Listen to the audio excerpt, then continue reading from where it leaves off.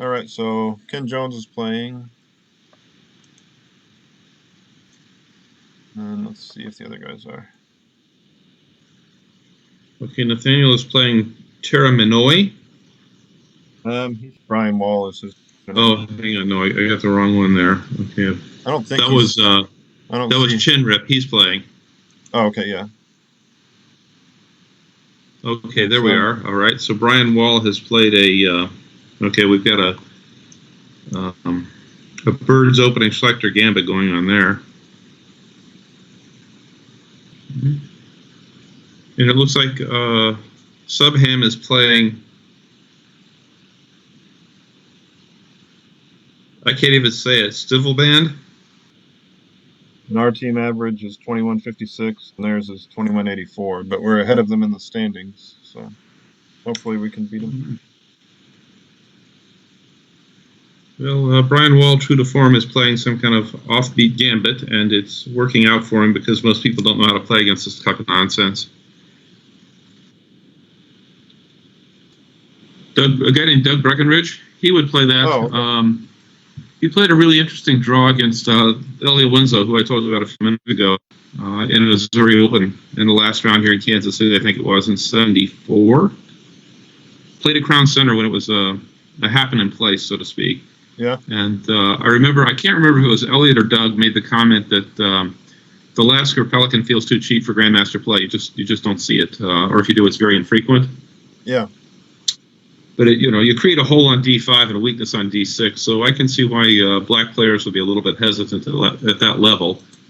But for something like this, it's perfectly fine. If you look at that game, you'll see that white's got a knight on D5. Black has no way to oppose that except with one knight. If you trade those off, the remaining white knight is going to win the game in the long run here. The pawn structure is just what white wants.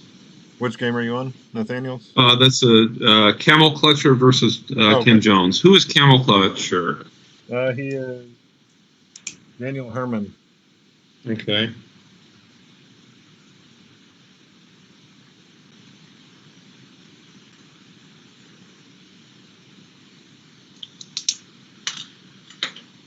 Yeah, our board 4 has given up the bishop pair to black. It's not the best idea. Black's got a nice G6, A6 pawn structure, restricting white's knight. So this is a slight advantage to black already. Let's take a look at Nathaniel Fast. This is ugly. The king is on a run. And once again, how do I want to describe this? As the offbeat, weird gambit lines are prevailing again. This is something Brian, oh gosh, I can't remember his name. There was a kid, Tyler Hughes, was a student of his back in the 90s, and he taught him all this stuff like the fishing pole, like black plays bishop to G4, white plays H3, black plays H5 without castling. A lot of stuff like that. Yeah. This is Brian's bread and butter. White's king is now moved onto D2. This is not going to end well for Nathaniel, I don't think. He's pinned the knight on F6, but that's just, or C6. But the king's position is just not enviable. All right. Back to the Jones game. I just don't like, if you look at the bishop on G7, it's just kind of hemmed in by its own pieces. And white is going to have a lot of fun here if he can. So this just doesn't look too good at all for black. It's a long, slow death unless white makes a really bad mistake. All right. Up to our board 1, B4. Trying to pry away the D4 square so he has a place to put his knight. Still some play in this. The white bishop on C1 is locked in, queen to C2. He knows good enough not to take the pawn, otherwise that would not be a desirable end. All right, I heard something capture.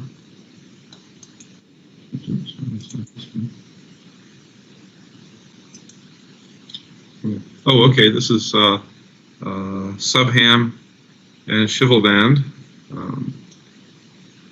The pawns are cleared off. White has given black the open file. And what does he hope to get in exchange for this? Black is preparing to double the rooks. So rook to A2 is probably coming. This does not I don't see any play for the knights, and of course nobody wants to be the one to open the position up in the center.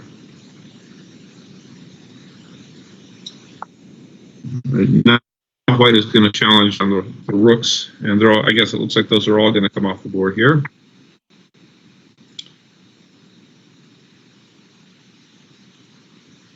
Let's see what he does. To A1, bishop to A1. The good news here is if black trades, white can occupy the file with queen to A2 after recapturing with the bishop. Black can't contest that. The black should be playing to open the board, not keep it closed here. All right, now he's pushing, putting a little pressure on the pawn. Black can afford to do this. The white back rank could be vulnerable here, so that's just something to keep in mind. Let's see what we got. Back to Nathaniel Fast game. Black is still thinking.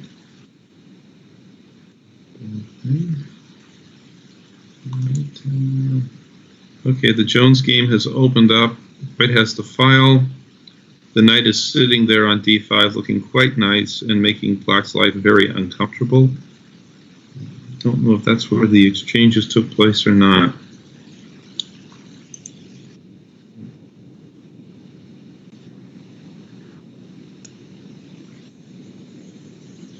Alright, so Chinruk, which is Roman, he's chasing the bishop back. There's a little trap here.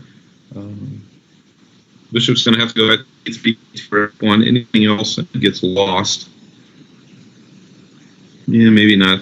Bishop b3, c4, c3 takes b4, and you've got the... Well, you don't even have that because you just take the bishop with the pawn. Pawn takes knight, pawn takes queen. Yeah. But right now, the black e5 pawn is hanging. So, we'll see what happens. We'll see if black gambited a pawn or blundered it.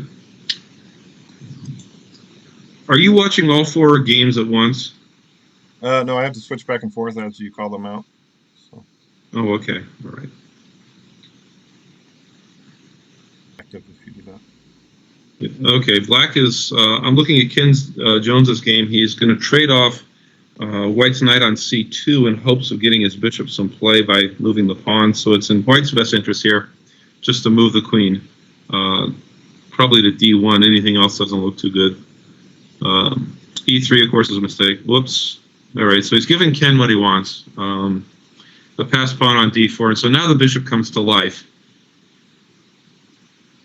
And it does not... not sure what white's going to do here. If he castles long, it's just the rook from b8 goes to e8, and it just doesn't look too good for white. I hear a lot of movement somewhere. Okay, back to Subham's game. It's on f8. Notice how the pawns on f6 and g6 restrain the white knights again. There's nothing there. Knight to f6 check is not coming. The bishop guards it. So now the question is, if white is going to open the game, try to keep it close. He can't do anything with the b or the c pawns. So at this point, it's kind of iffy. Black should be playing here to play something like f5, but his king is over there too, as well as white's king. So I guess I could say that the lack of king safety for both sides equalizes on the king side on our what is that? Our board one. On board one. Yeah, right. Subham and he's our board Shivalban. 4. Yeah, Subham is our Scholastic player, Asish Panda. He's our board 4. Oh, okay. So on board 4, he's down 2-1 on time, basically. So that's not good. Okay, white's just pushing b5. Well, maybe a good idea there is if black exchanges on the b file, that closes up with the d5 and the e4 pawns. The knight can come to c5 for black. It's a little uncomfortable, but the knight again, black's going to have to play bishop to g7, king to h7 first before he can move the knight. He's got time to do it. The white dark square bishop doesn't seem to have a whole lot of fun right now. I'd get the king out of the way. Whoops. All right, so Shivalban moved the queen to c5. Now he's threatening to capture a pawn on one side or the other and utilize the pen. So white needs to move his queen. Maybe queen to a4 is okay here. I don't know. Here's some action elsewhere.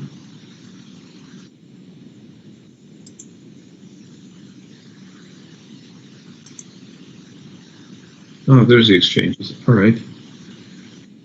Chenrip is opened the game up. He's going to take back. White has an interesting ploy here with e6. Black will get the e5 square for the knight, but if he plays e6, and it does open the file up, I understand that. The other side of it is it gives black something he has to defend, but the white bishop on c4 is also hanging right now. So I don't know how he got into this. All right, so f4. Oh, black sacrificed the exchange here. All right, this is interesting.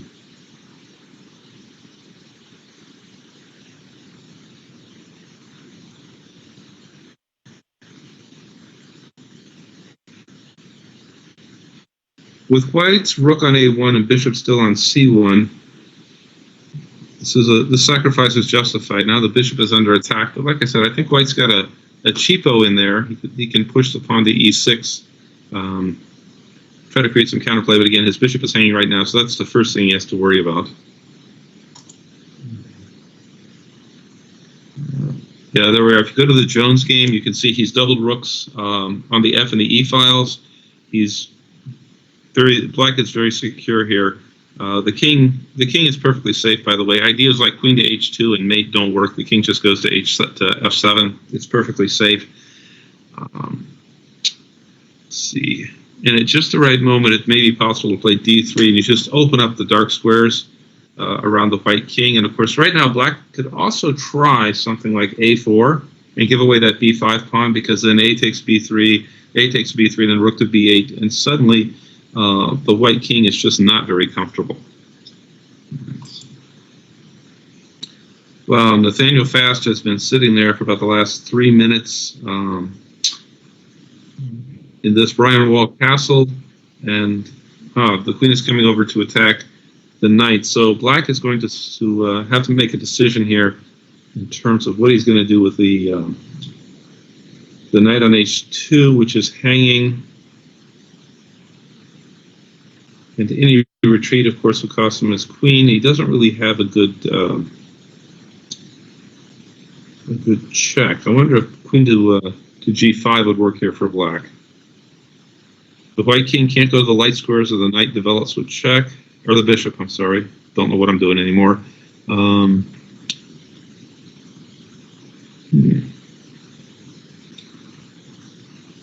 right. Back to the Jones game. He's down about 2.5 to 1 in terms of time. The F file has opened up. Whoa, queen to f5. He really wants to trade pieces and penetrate to the 7th. If white takes this, you can write the game off just about. I don't see how he can continue to hold it. The a2 pawn is weak if a rook gets to the 7th. You're not worried about knight e7 check. Again, it's just king to f7. So I'm going to go out on a limb and say that black is a little bit of an advantage here. Although he's going to have to maybe have a little help from white. White has a really nice knight, but unfortunately, when he allowed the exchanges the way he did, he just gave away his advantage, his long-term advantage. Okay. Board 1 has, oh my. If you go to the Chenrip game, you'll see that the black knights are just starting to dominate the position, clearly justifying the entire exchange sacrifice. The only thing white has is a pin on f7, and once the king moves and black plays f5, he'll be able to bring all his pieces into the party. There's no discovered check because the c-pawn is blocked, but I'm not quite sure what white is going to do here. He's going to have to move his king somewhere.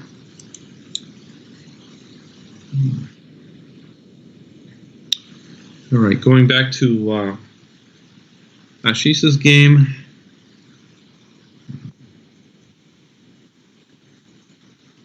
Black f is getting the upper hand here. Okay, the knight goes to g5. The idea is knight f7 followed by queen h7 and maybe some type of perpetual check,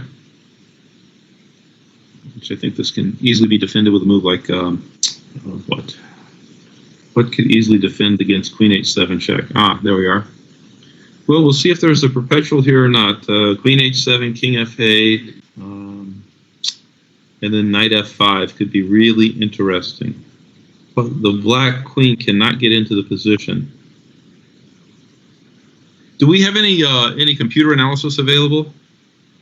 Through the opening you can, but right now I don't think. Well, there might be a way. I'm not sure actually. That was chess.com I was thinking of, where they have the progress bar, or who has the lead bar on the side. Okay. Oh, there's a nasty one here. For example, are you on Subham's game? Yes. Yeah. Okay. I mean, clearly there's a perpetual draw after black's f4 with queen to f5. And the trick here is if the bishop moves to g6 or h5, it's lost, although there's a knight hanging on e3. Bishop goes to e8, then it's queen to h7 check, king f8, and knight e6 check. Forks the queen, the king, the house, the farm, and everything else. And black can resign. So we'll see if he has something in mind here. That'd be great. He beat board one week. So. Yeah, he's got 2 minutes. Well, let's see what the youngster. No, he went the wrong way. He's being a bloody materialist, but there's checkmate on the board with knight h7, and that's the end of that. So big congratulations to Subham 777 on that one. All right, let's go back to Nathaniel Fast and Brian Wall. Cats. The king is exposed. We're going to grab a pawn.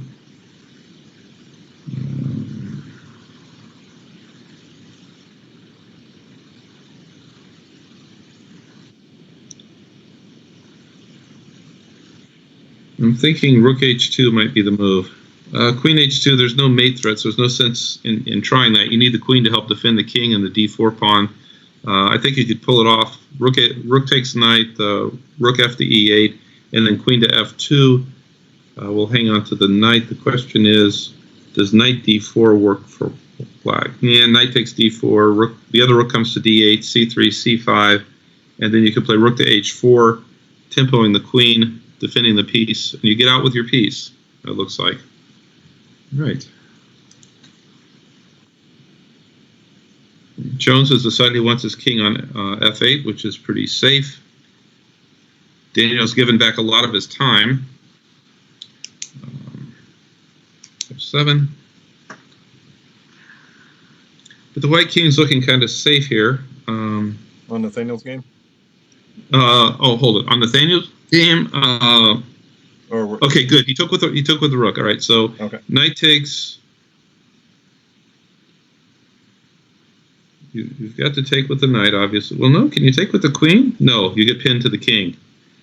So here it's going to be knight takes d4, rook a to d8, c3, c5, and then perhaps queen to e3. You give back the piece, and you're down 2 pawns. This is not good.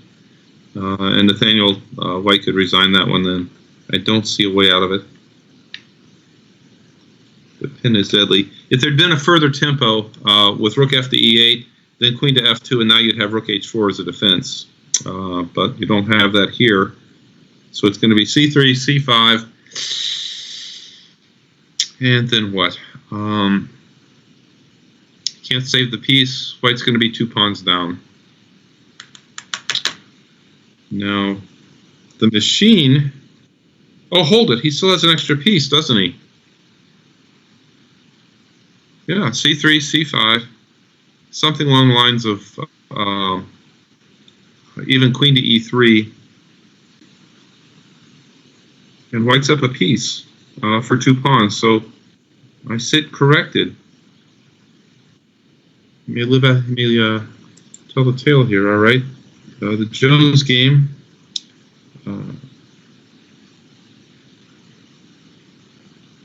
All right. But putting the rook on f1, what he's threatening here is knight g6 check, because the rook on f6 is pinned, and then the king moves. Rook takes, king takes is forced, or queen takes. And this is just a nice piece of slop. I can't tell what's going on here. But hey, that's chess. That's the way this works. Let's go back here. How are we doing on the Chinrip? Oh, wow. The knight there's been some more exchanges on Chinrip's game. Rook f6 is hanging. What's his threat? What happens after rook to f2? Okay, the knight's guarded.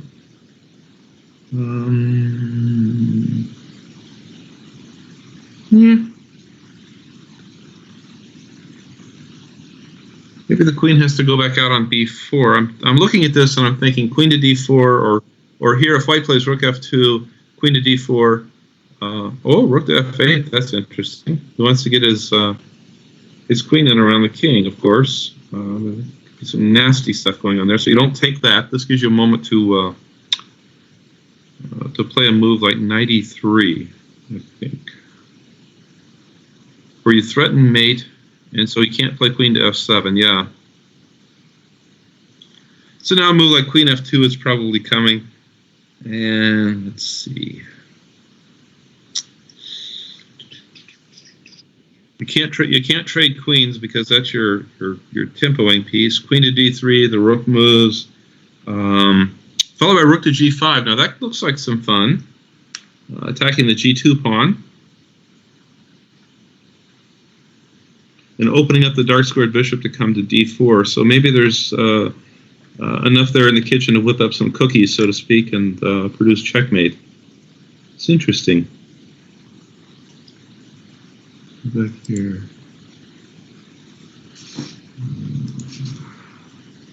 All right, back on the fast game, exactly what I said would happen. c3, c5. So now the question is, what does white have? Clearly, you don't want to try and defend this with something like, say, bishop d2, c takes d4, c4, because d3 just kind of ties the king up, and you can never get that a1 rook into the game. So what white needs right now is a good move. I think queen to e3 is okay. Yeah, there he played it. And then if he tries to check, you play queen to f3. And whenever black takes the knight, you just push c4. And if the queens are off the board, it's easy to get your minor piece into the game. All right. The Jones game, what happened here?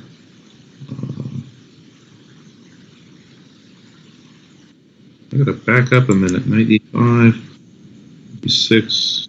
Black sacrificed an exchange. Okay, queen d7. Back. E8. See what he has in mind here. It looks like Herman's going to pick up that d3 pawn, and black may not be happy with this in the end. It's just going to trade. With a check on e6, which slightly... Oh, that works too. Threatening mate, now the queen has to come down. So Ken's going to defend with...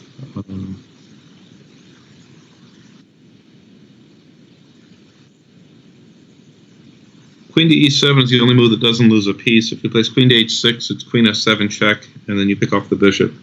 So the queens are going to have to come off the board, and black is not going anywhere with his bishop. Yeah, there's nothing here. Queen takes, rook takes, and then king to c1 or whatever. That d pawn is not going anywhere. In fact, I'd just play rook to d1 and pick it off. Black has nothing. It's time to resign.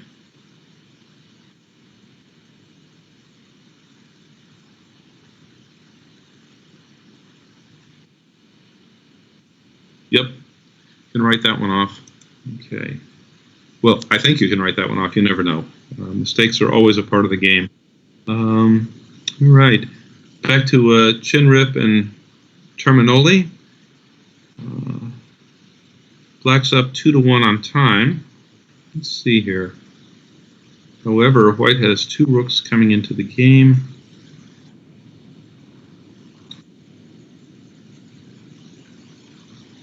Rook to d3 would be my choice here. Oh, knight to e2. That's interesting. He wants to try and see if he can lure the rooks in to doubling on the file, down on the 7th, and then he'll play rook to d3, followed by rook to d1 mate. If white mistakenly leaves the first rank with his rook.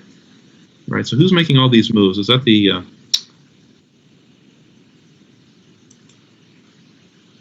Oh, I see. All right.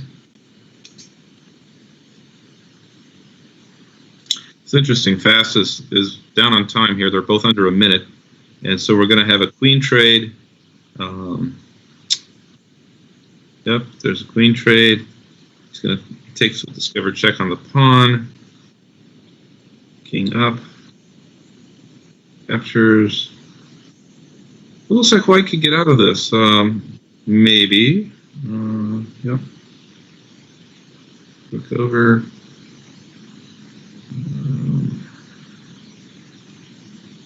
Check. King to d3. Of course, white would just like to play bishop to b2, trade the one of the rooks or something, and get his other rook into the game. He's uncoordinated right now, so if black is have to be to take advantage of white's lack of coordination here.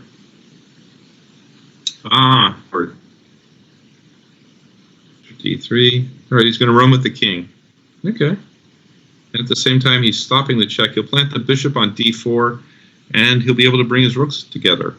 All right, Nathaniel. Yay. Okay, so Subham's game is over. This one is looking a little better for white. Let's go back to Jones and Herman. The check. Looks like the black resigned, I guess. Black resigned. Okay, so we're down to just 2 games.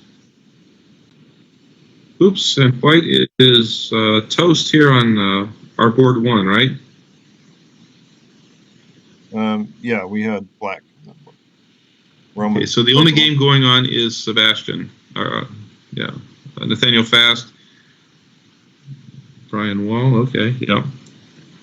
This looks about what I would expect, yeah. The king's, rook to e7, and the game is basically over.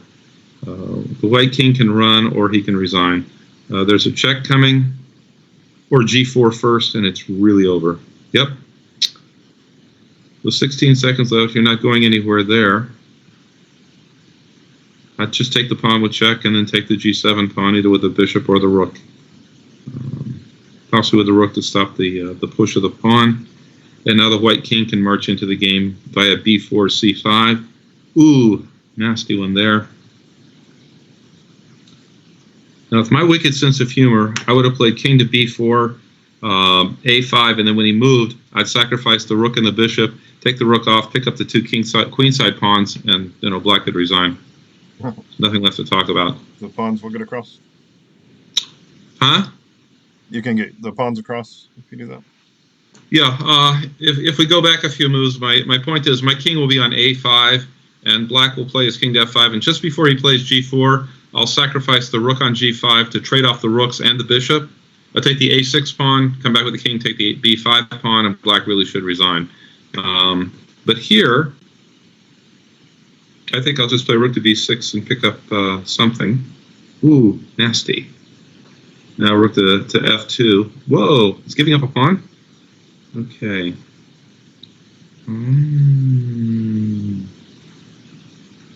So this is tough with just seconds to go. There is a mate threat. No. Bishop f6. Rook g4. King back. Given it is all here, okay, there's no way to avoid trading a pawn. So it looks like black is going to get a draw out of this. g3? No. If the pawn comes off the board and white doesn't have to give anything up for it, this is a winnable ending. Rook and bishop against the rook. But with this amount of time, and I don't know what Nathaniel's in-game technique is like, I'd just offer the draw and be done with it. But let's see, because this is our only remaining game, right? Yes. Yeah, all right, so let's see what it does here.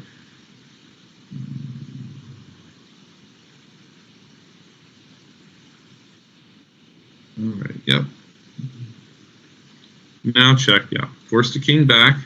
King to d5. Oh, rook over. All right. Notice how he wants to use the bishop if he can. All right, the king is forced to the back rank. It's not coming out of that prison.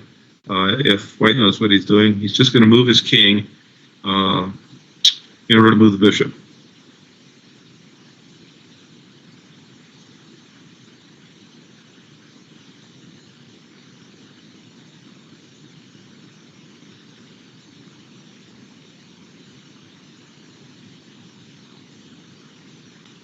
Did he leave himself open to a sequence of checks?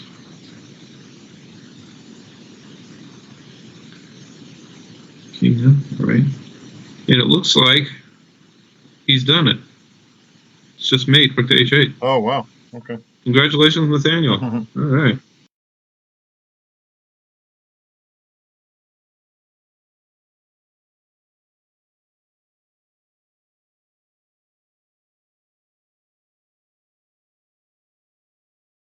Really fine win there by Nathaniel Fast. Most masters don't know how to hold that position. I saw, oh gosh, what's the kid's name? From St. Louis. He's probably about 22 by now. Eskander? I'm not sure. Okay. I don't know. He held that against a 2,500 player a few years ago at the St. Louis Chess Club. Wow. So, just shows, study those endings, boys and girls. All right, our boy Subham is demanding a knight exchange. Okay. He's got a knight on d4. He just played knight to h4. Let's see, bishop h7, king h7. Oh, there's nothing to defend knight g5. Okay, because the pawn is on d2. So Brian has got himself. This is weird. Let's take a look at this opening. All right, some e5 French. Oh, he's playing the gambit stuff. I should have known. That is apparently his bread and butter. Everything's exchanged. He's hoping to take over the dark squares from a3 to f8. But if black's smart, he just won't move his bishop from that diagonal. And now he's challenging white, saying, all right, move that knight so that I can move mine on d4 and open up the weakness to your king. So this is interesting. Subham's our kid, right? Our Scholastic player? Yeah, he's still in high school. Yeah, all right. He's challenging Brian. Brian's a very tactical player for people that don't know that. That's his forte. I saw him win a nice game against John Donaldson up in Sioux Falls, South Dakota, around 2000. Oh wow! Yeah, he played. Donaldson played a King's Indian and I think Donaldson was, maybe Brian was black. Either way, I do recall it being a King's Indian, unless I've just gone senile and paranoid at the same time. Played a very nice game against him and won the game in the last round. As often happens, there are last round upsets from time to time. All right, so we'll see what he's going to do with that knight on d4. Do you play in Colorado quite a bit? Huh? Do you play in Colorado often? I have played in Colorado once. Okay. Back in I'll call it 75. Went out to an event held at an old shopping mall called Cinderella City. Really kind of an antiquated like place, but the thing that was neat about it was, if I remember right, it was 3 stories. It was huge, and the basement or the bottom floor was made out like think of London in the 1880s. Oh, wow. And it was like you put down tiles. They weren't actual cobblestones, but it was tile that looked like on the linoleum or the flooring. And then the stores had the walkways were a little bit narrower, and they had the brick facades. Again, it was just a flat thing, but it was a picture on it, and lamps coming out from the side. So it's like walking through the London fog. Wow. So that's kind of neat. A little trip down memory lane there. Looks like in Nathaniel's game, White is saying, all right, I just want to get your bishop off the board, which is going to happen. And then he's going to have to play a move like b3, c4. So White's playing for an ending here. If you look at the pawn structure, Black may be able to keep the pawn on f5 with a move like g6. And of course, now I think white will exchange, take bishop. Black should take back with the rook, but now white's going to get rook f5. And, okay, he's going to give black the chance to play g6, which is fine. I was thinking rook f5, then the knight has to move, or black has to play f6, and then white will play b3. So,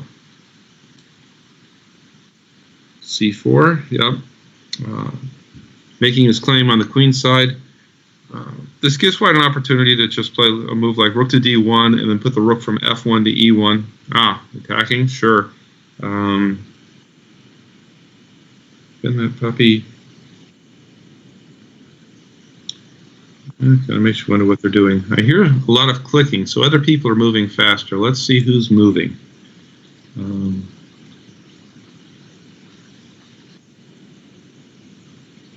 Okay, in the game against Brian Wall, he exchanged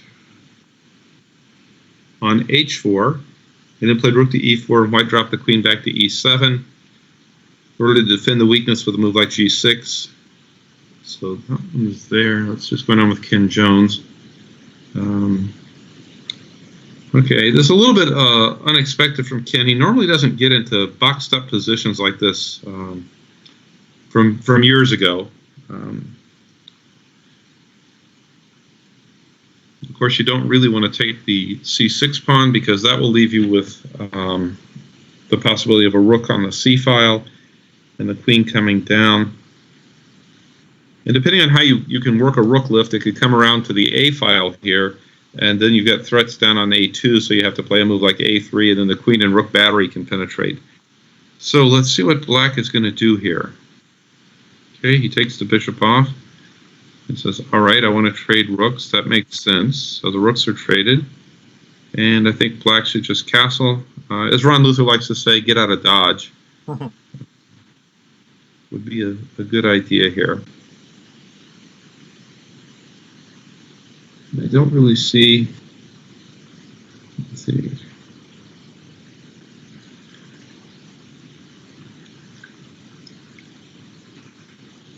Well, I feel like an old timer in a movie. Well, I reckon this looks like a mess. Remember the old Ollie and Laurel and Hardy? Oh, yeah. Okay, this is another fine mess you've gotten me into. This game is might be headed towards a draw. That e4 pawn is isolated, so it's a little bit weak, but white is saying, hey, I want you to move that c pawn up so I can attack it with my dark squared bishop, and we'll all just gang up on this stuff together and see what happens. Okay, so the c pawn is probably lost here, unless black wants to give up the file, which I don't think he does.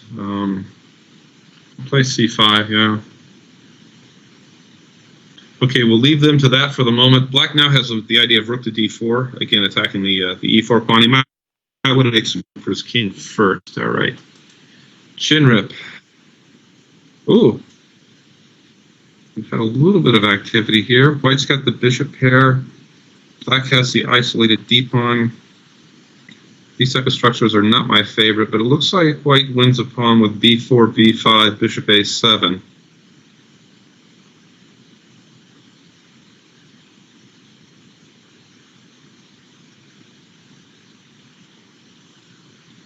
See what he wants to do. Who is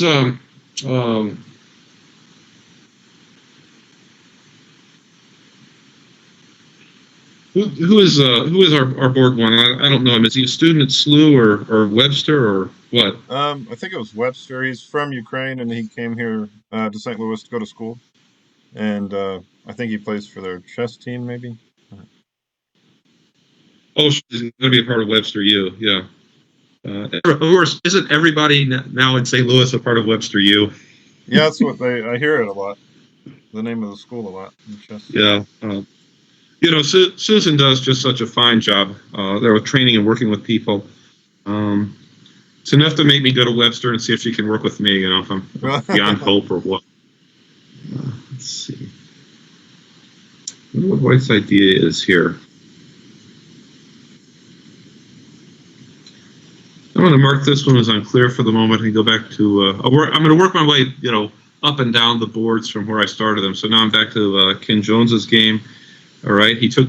Black gave up the file, and White, of course, took it. Looks like it's time for G3. Yep. I must be psychic or psychotic. Yeah. I'm not sure which.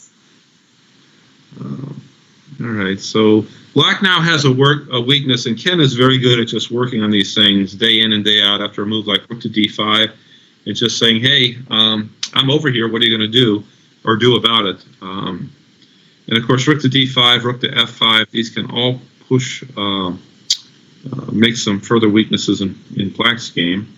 Okay, so he wants to trade pieces. Yeah, here it comes. I do not recommend trading rooks here for Black. He needs to put the rook back on the c file to guard his pawn. What happens here is if you trade the rooks, the pawn now gets to d5. It becomes passed. It's strong. Oh, the queen. Okay. All right. h6. There's some air for the king. Okay, so now it's time for king to c2, d3, and c4. But Black always has that lovely check on a6. No, he doesn't. Queen's on c7. So it may be possible for White to bring his king in and finally win the backward c-pawn, and so this may not be any fun for Black. Just see what he's up to. All right, let's go back to Nathaniel's game. Oh my, we are in an ending. Okay. I just heard from Brian Rood. He's been watching. Huh? I just heard from Brian Rood. He's been watching the game between Minnesota and Iowa, who are tied for first. And right now, Minnesota has a 2.5 to 1.5 lead. Ah, okay. Now, how tough is the Minnesota team? Or actually, I think they're playing Illinois. So, Illinois? We lost to them. I think it was week 1 by a point, maybe 2 points. So we'd have a shot at them if we had another match. But. Okay. Who's playing for them? Is Tang playing for Minnesota? So not sure which team is which here. Okay, Illinois has Matthew Stevens, Nikhil Kalagatsky, Akash Maduri, and Thomas Grodzinski. Okay. So we're hoping that Illinois loses, and then we play them next week, and maybe we can beat them and kind of leapfrog those guys into the playoffs. Oh, wow. White has allowed Black. I'm looking at Nathaniel Fast's game. White made a horrible mistake last move in c5. He should have played his king to b3 so he can control the c4 square. But now, here comes something along the lines of, I would play something like f3 followed by knight to d4 and taking it. The Black king, believe it or not, of course you can't get too crazy. That c-pawn can run. Yeah, that's a better move, Bob, than what you had in mind. Believe it or not, the Black king on the front side of White's pawns is just a very effective blockader here. He could actually play knight to d8, c6, and threaten. He can't take it because the c-pawn is a runner. He could almost take on b4. I wonder what he's going to do. I'd be tempted. You got to stop the king from coming in, so it's going to be something like h5, g4. See what he's got in mind. Yeah, g4.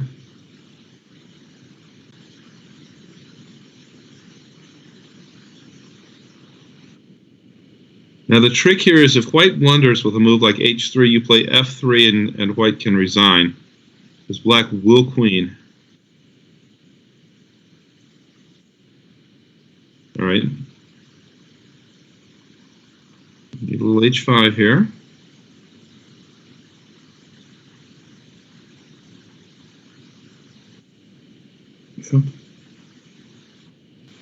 You know, even here, Black can play knight to d4 and take the e2 square away from the White king, because the White c-pawn can't run. So it squeezes White just a little bit more. Trying to find a way to win this, you know, with something cute like after king to b5 to block the pawn, where you sacrifice the knight and pick up the queen like the H pawn or something. Trying to see what I can come up with. You need H4. Oh, I see it. Okay, F5 is fine for the moment. Okay, so here's the idea. You play H4. You follow that up. Oh, good heavens! You can't do that. It's too far away. Knight to D4. Come on, Nathaniel. I want to take away the E2 square. The white king can't come back to. And then I'm going to play H4, F3, G3. He has no defense. H4, H3, H2, H1. Boom. This is a really nice position. What's the strength of the player, Shivelbon? Yes, go Nathaniel. He's on. Scout this. 2254 USCF. Okay, all right. Regular rating. Okay, well, black is definitely in the driver's seat here. Knight to D4 blockades the king. Then you can play something like F3. And what you do is he takes, you take with check if the king goes to E1, and then you could bring the knight back to E5, and you've got a reinforcement F pawn that can come up. Let's see what white's up to here. All right, I'm going to go over to Subham's game for a second. We haven't checked in with him for a while. Okay. Black is... the threat here is bishop takes F5, EF5, and then E6, opening up all the dark squares. So there's some mating ideas there. Nothing permanent, nothing coming up yet, but that's kind of the idea of what... oh, good heavens. H5, okay. Moves. Attacks the queen. You attack my queen, I attack your bishop. Oh, right. Who's doing all this moving, I hear? It looks like Ken is slowly gaining an advantage here. Black can't play bishop to D4. Bishop E7, King C2, King G7, King D3, King F6, King C4, King E5, Bishop C5. Don't know if there's enough there. The black king might get in just in time, but you can keep him off the dark squares. After King D3, King F6, Bishop F4.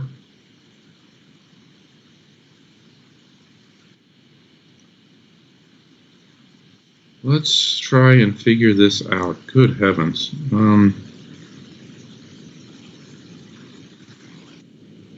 Oh, thank you for the free pawn. All right. Now black is definitely got problems. The question is, remember the Fischer-Spassky match, the first game? Kind of. I couldn't say anything about it. Okay, Fischer grabbed the H2 pawn. They call it a Fischer bishop, like fishing. Before he got stuck or something? Yeah, he got trapped behind there, and he eventually lost. This is kind of a Fischer bishop, but here, G5, H4, and the bishop gets out alive is what I'm saying here. So G5, H4, King G6, and then maybe you play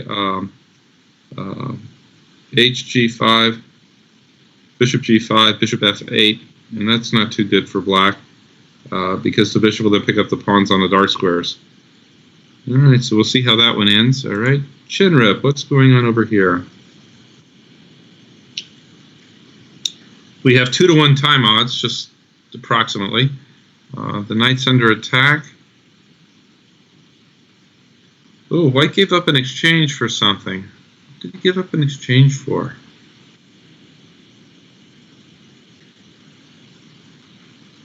This is ugly.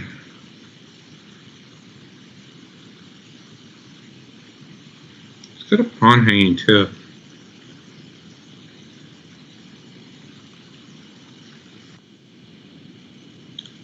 Yeah, I'm afraid of that.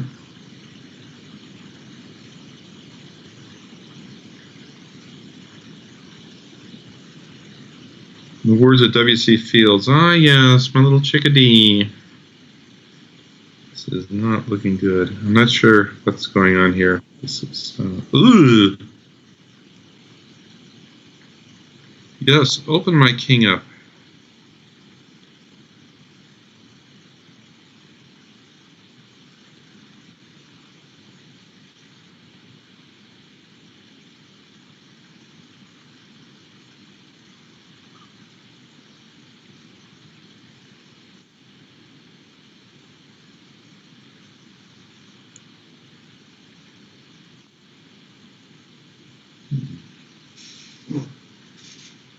wouldn't be worried about trading. Okay, so I can trade.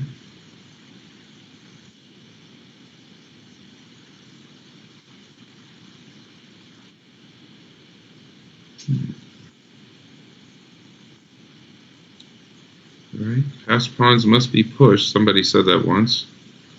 I thought they were only joking. Let's see, is there any way? And Roman has a 3-minute time advantage. Yeah. That's been my job during the commentary, to keep an eye on the time. Okay. Black has suddenly gotten a rook into the position. I got to say this, it doesn't look good for white. Let's just put it that way. This is, he's going to have to move the bishop back to guard the pawn. The f2 square. The e3 is probably the most practical square, because if you go to g3, I think I'd take it. But now black is going to get the b pawn. I don't think white can push anything in. All right. All right, so it goes to e3. And so, all right.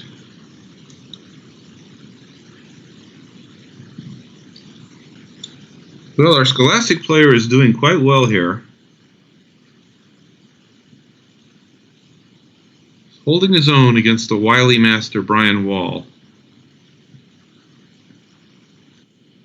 I like that. Bishop e4, he can come back to c6. He can play queen to d3. See if white wants to. I wouldn't exchange it. I'm sorry. I got to play b6. I'm really good at dropping pawns, if you haven't noticed that. I just pawns are overrated. Just kidding. Pawns are very important. Philidor is spinning in his grave. He says pawns are the soul of chess, and Bob's just giving them away. You know, it's a problem I have. Let's see. Okay. Here's some exchanging. Oh, Nathaniel, what? Nathaniel won his game. Very good. Wow. Okay. And exactly the idea I suggested. Da-da-da-da. Let's go back to move 36. Okay, so we're exchanging some stuff there. Okay, so pawn up. F3. G3 takes H3. Game over. Okay, I called that one. All right. Oh, the Jones game is interesting. He's going to try and tempo him out now. This is really good. Now, the thing white cannot do here is he cannot move a queenside pawn. For example, if a4, b takes a4, b takes a4, and then the question is whether black can then play c4, and the king is out of the square of the pawn, so he can play c4, c3, c4, c3, c2. He may end up giving up the c pawn, but he picks up the g pawn and the e pawn, and then black has the f pawn to win the game with. He's got to be careful with that. I think he could just play king to f2, and eventually black is going to have to yield, and his king and the white king can come up and enter the game. So the queenside pawns are stymied. It's 2-1 on the king side. I think Ken will win that. All right. Back to Roman's game against Daniel Herman. Roman is down the exchange. He has the passed pawn, which looks like it's going to be, could easily be exchanged here. All white really has to, black has to just play rook to b5, I think. Force the pawn to d6 and see what happens.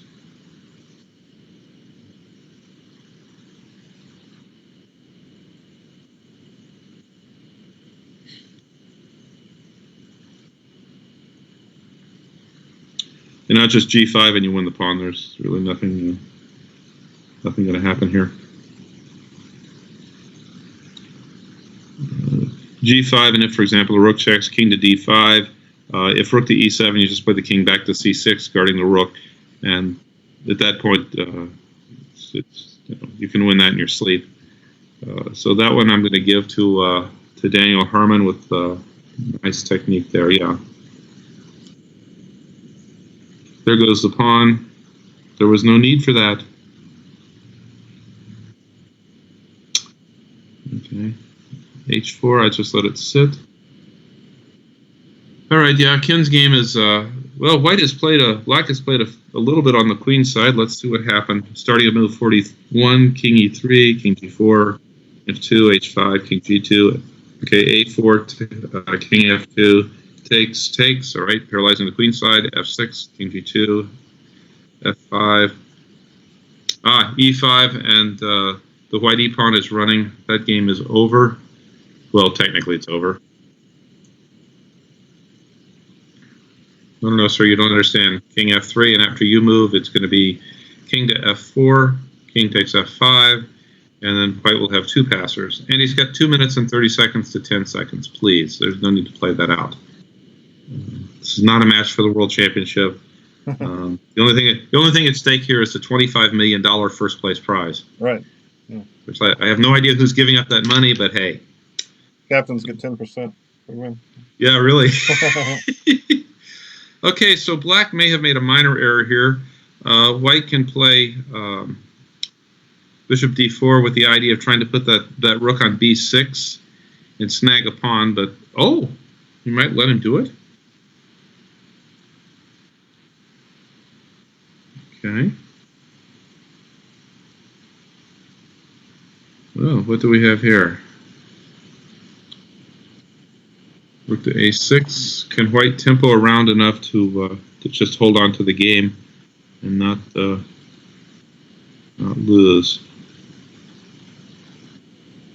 King to g3 here.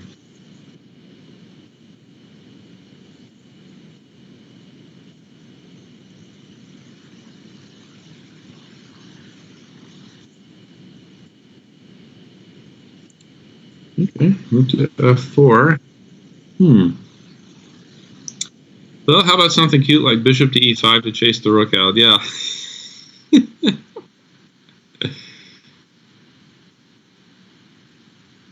Of course, what black has to realize here is he's got to get his king out of the way, or he has to give up the pawn for something. But what that something is really up for grabs. I'm not sure that there's an easy way to do it. Okay, he wants to move the rook from f7 somewhere.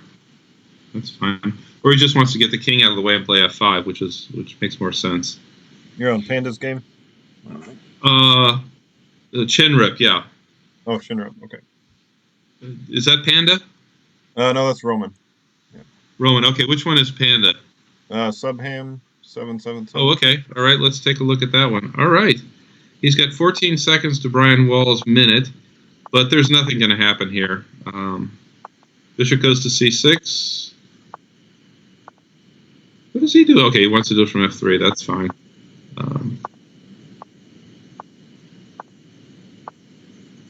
Okay, he just has to be a little bit careful here. Okay, all right. Did they agree to a draw? Yes. Okay, very good. Well earned. All right, congratulations, Subham. Nice play. All right. Meanwhile, okay, so Nathaniel Fast has won. Jones has made it in. So is that all the games? No, this one. Okay, so we're back to Roman and Daniel. All right, he wants a rook trade. And if white is smart, he will not trade rooks.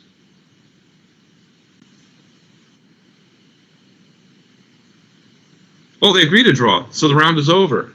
Oh, okay.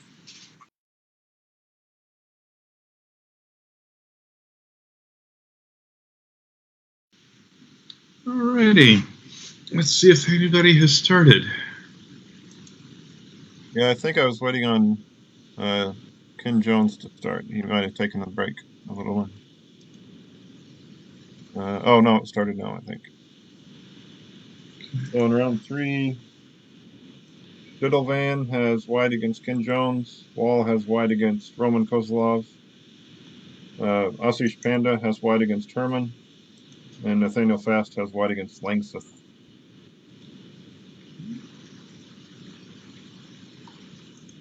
And we've got a 6-2 lead by my math. Yay! Yeah. What's the prize? All the glory? Yeah, I think pride. But you go.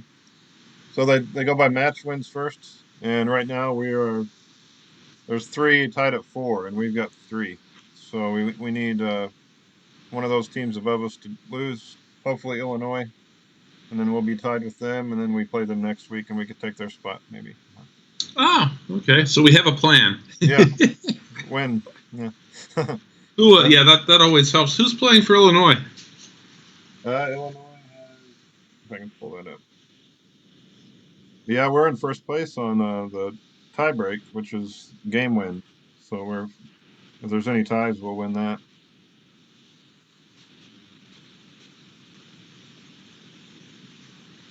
For Illinois, oh, that was Matthew Stevens, Nikhil Halgati. I don't know how to pronounce that. Akash Maduri and Thomas Godzinski. And then Minnesota has Calvin Lee, Samrug Narayanan, Andrew Titus, and Frank Johnson. Oh, okay. The only name there I recognize is Frank Johnson, but okay. Very good. Kind of wondering what. Oh, Brian. Okay. Brian just texted. Huh? Brian Rude just texted me, and after 2 rounds, Minnesota has a 5-3 lead over Illinois, so it's going our way there. Hopefully, we. Oh, very good. We'll all have to go to Minnesota and play in a tournament to pay them back. Yeah.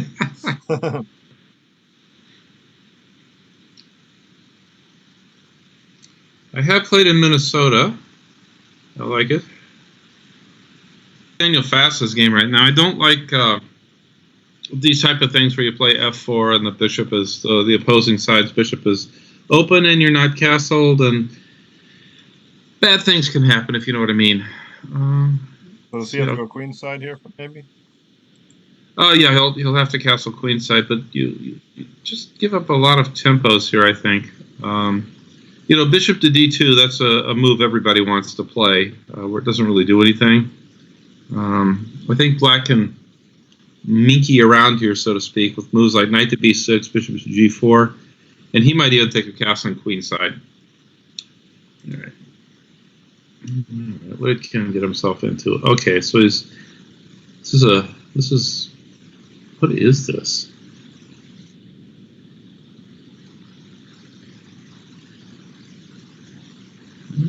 Okay.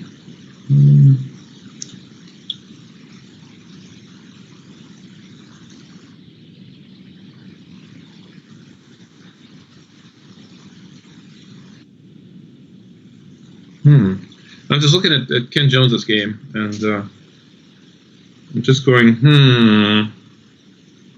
This is kind of unclear, and he's three minutes down time-wise against Shivelband.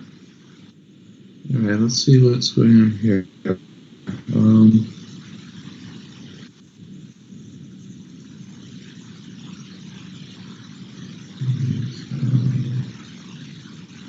Okay, Brian Wall is playing this b4 gambit stuff still.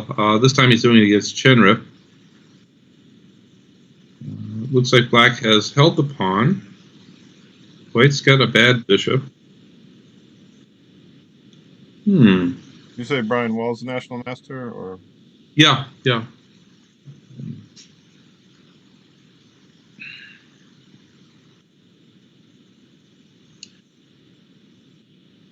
Sometimes you have to decide how you want to approach the game, and of course, Ron Luther. Ron likes to play tactics if he can. Ryan does the same thing, but he looks at it just from what I've seen. I've never talked to him personally about it.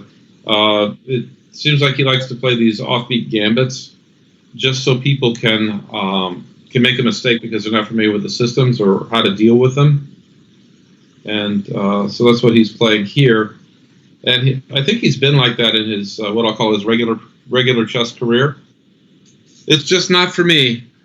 It's a lot of work, and it's. If you get to play what you want, if the opponent takes the extra pawn and falls into one of the traps, then it's an easy day at the office. But it's too much work. Yeah, I try to play the classical Dutch, and I always lose to that gambit where they like d4 f4 or d4 f5, and then they play e4. Yeah, that's.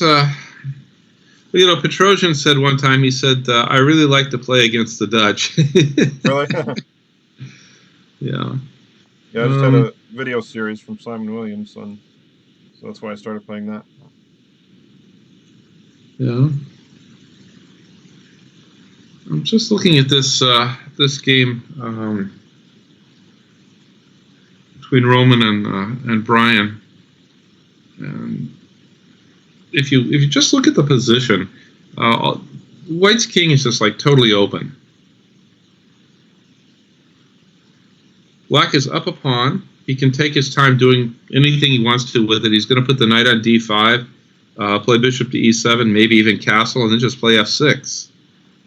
Crazy as it sounds, when you're in this kind of a position, you can do it.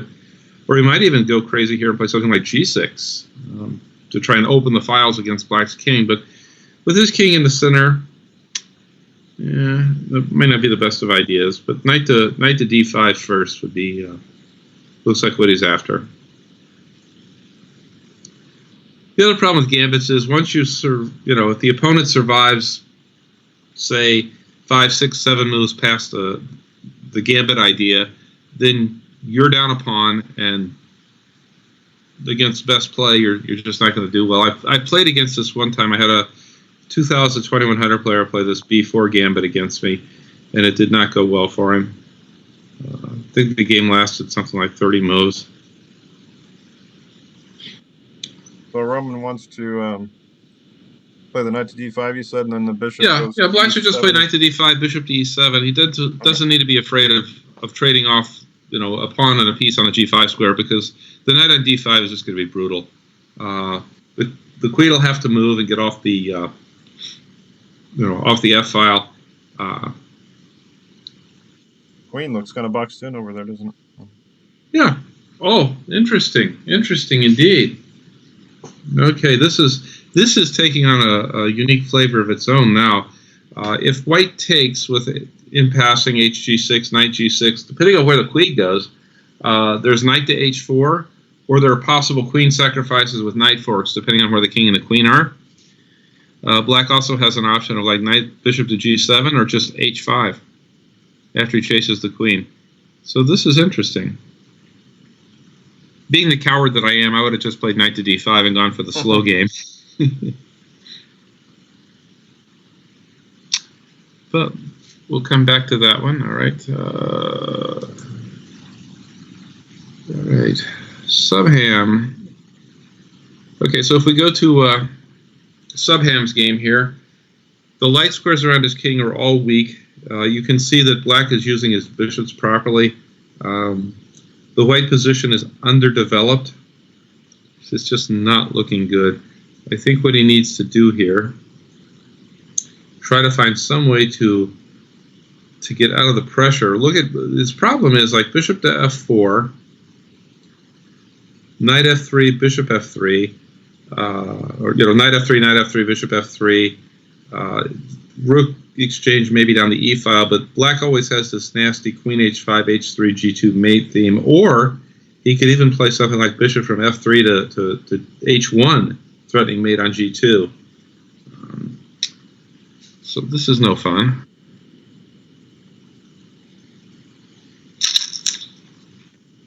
Why did he? I'm just going to scroll back on this one to move 12 and then try and work forward a minute here to see why did he give up the bishop? He didn't have to.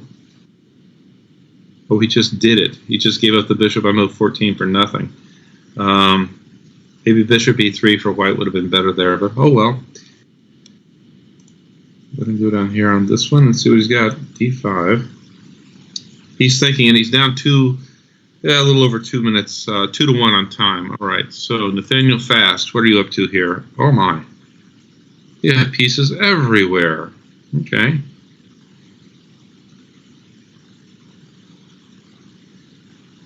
Is there any way? All right, let's take stock of this position. Black's bishop on a6 pins the. Oh yeah, the rook's coming to d4. So now we're threatening pawn on e4.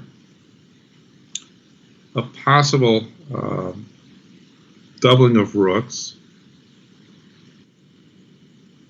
The white queen would really like to just get out of this pin right now, but if the white queen moves off the diagonal, Then it drops a piece. All right, so we'll see what's going on here. I don't think the pin on the knight on f6 is really that dangerous here. All right.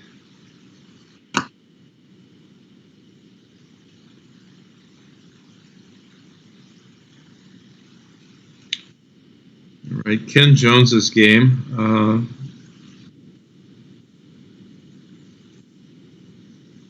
Okay, white wants to attack.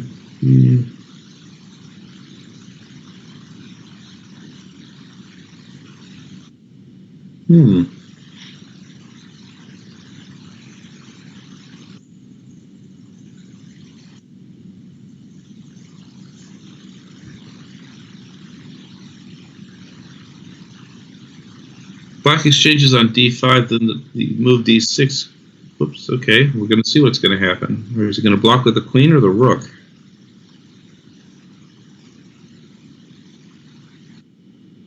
Okay, he's taking, all right. Knight f5, d6. Using the knight as a blockader is, I think, the idea here. Of course, he'll have to defend the e5 pawn before he puts the knight on d6. But I think he's going to get out of this okay. I think rook to b6 looks like the move. No.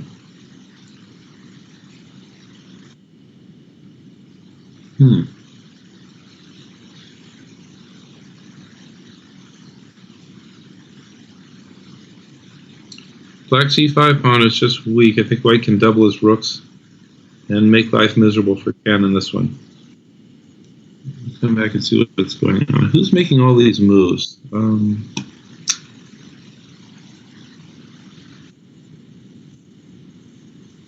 Okay. Back to Roman's game. You can see what he's done here. He's brought his king over, move at a time, over to the queen side so he can just push his advantage. Black is offering a trade here, which that makes sense. All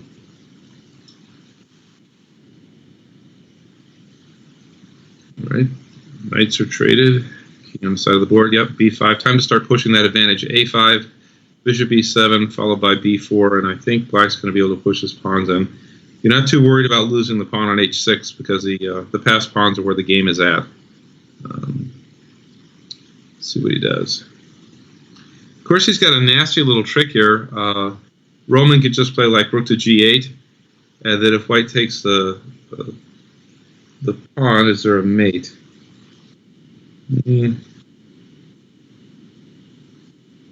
Maybe not. Oh, here's some wood being chopped. I'm sure you do too. Let's see who's doing this. Oh, okay. Let's go to Nathaniel's game. Queens are being traded. Somewhere in these complications, it looks like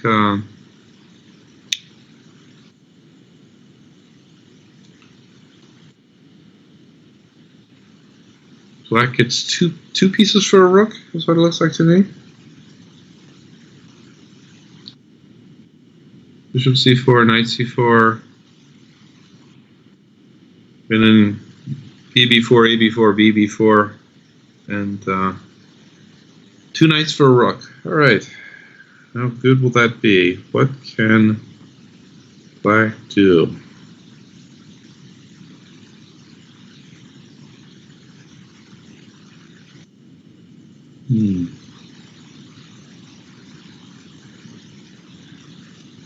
Yeah, with the white king in the center, he may have a little bit of play here. Does he have any tricks in this position? No, he's got bishop d2, so he doesn't lose a pawn. Then after king e2, bishop d4, king d3, and then one of the knights can go to d6. Guard the other knight, and it looks okay.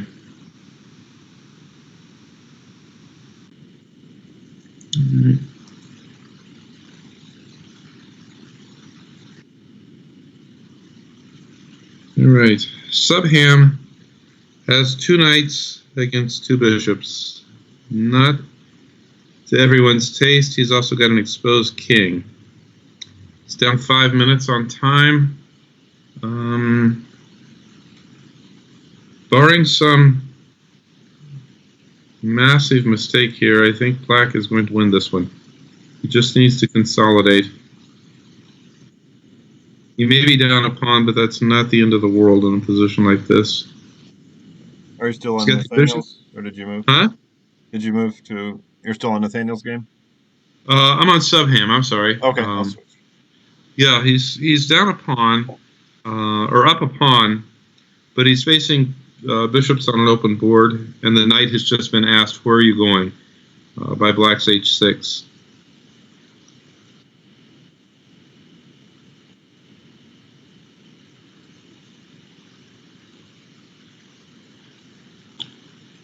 So if you want to go pawn hunting, there's bishop to c7.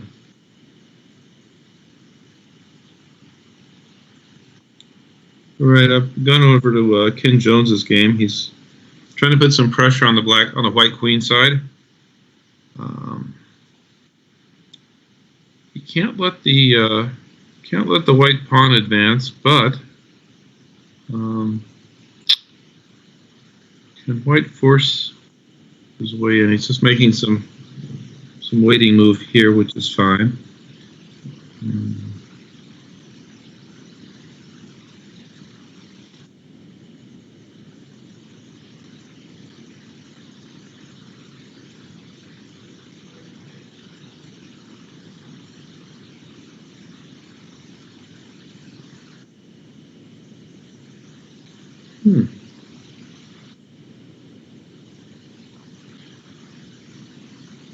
White's going to need to play g4 and hope for a trade of pawns there instead of something like h4, clogging up the light squared bishop.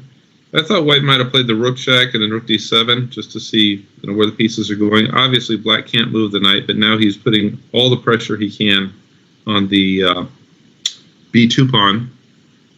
He can take that off the board, exchange a pair of rooks, then suddenly White's position is not looking too good. King to d7 is a nice move here. And after g4, just h4. You don't. You give up the h-pawn if you have to. It'll take him 3 or 4 moves to get in, and by that time, your rook is in. Yeah, this is looking good. Okay, he wants a check, but it's not going to happen in time. Rook takes b2. If he checks on h3, then you can put the knight over there. There's nothing.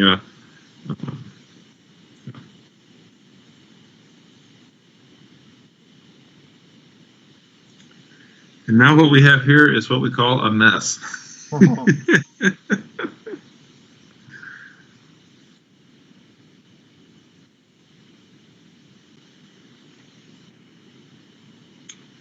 Rook trades. Yep. So king f3. The moment Black plays something, king g2, he can get his king around behind there and be safe. Okay, so now if Black plays king to d6, really what he needs to play here is just rook to c. White should, rook c6. He's going to go to h6, pick off the pawn, and depending on his technique, he may be able to pull this off. It's not so easy. It's not a guaranteed draw. Let me put it that way.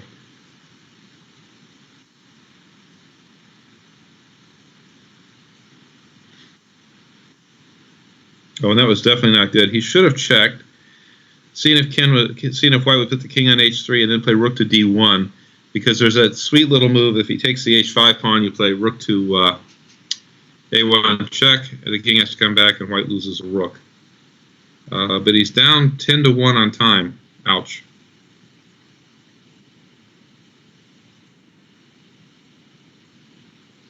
So the best thing here for White is just take the h5 pawn. Just on time alone, it does not look good for White.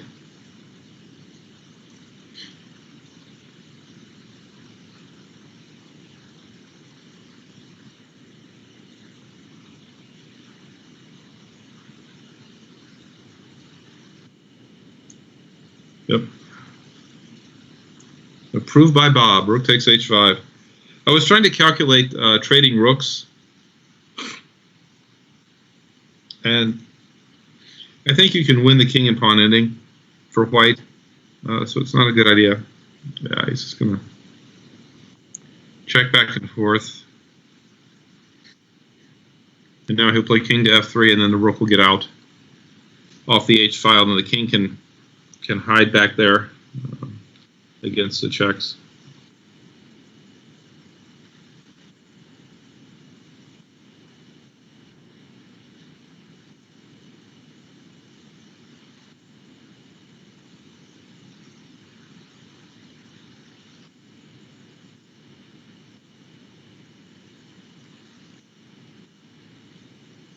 Now rook to f6, and black's going to drop a pawn here, no matter what.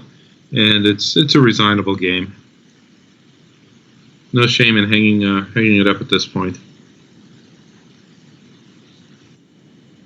All right, he's going to check. It doesn't matter which pawn he gives up. The king comes to g4 quite safely, quite comfortably now. g4, f5.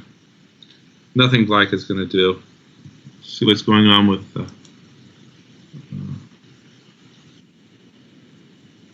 okay, we won Chinrip, Roman 1. Okay, great. Yep. That one's over. Those extra pawn comes in handy sometimes. All right, so that one's over. The Jones game is basically over. See what's going on with Nathaniel Fast. Willie has a rook against two knights that are not working together, to say the least. If you look at this one, I see a couple of things here. I'm just not sure. King e4, f6, knight d6.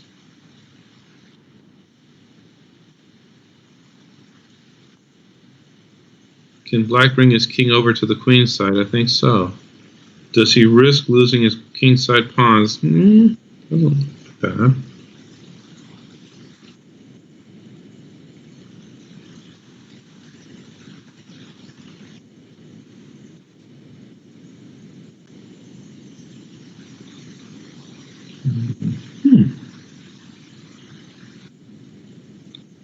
Yeah.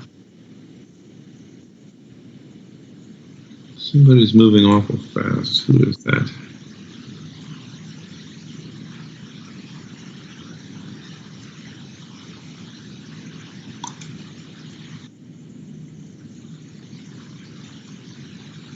Okay, the Jones game is over. Ken did resign. Okay. So we're down to Nathaniel and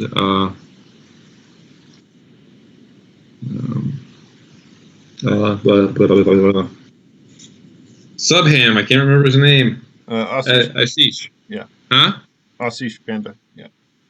Asish Panda. Yeah. Okay. Knight to c6. Oh, that's a great name, Panda. Yeah. Okay, black's a sneaky little devil there, f5, undermining the center pawns, but that's okay. Can white do anything sneaky himself? Knight to d4.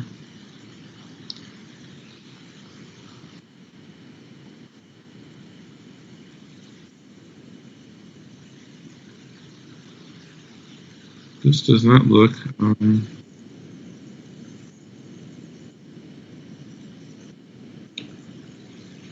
I do believe white can win this.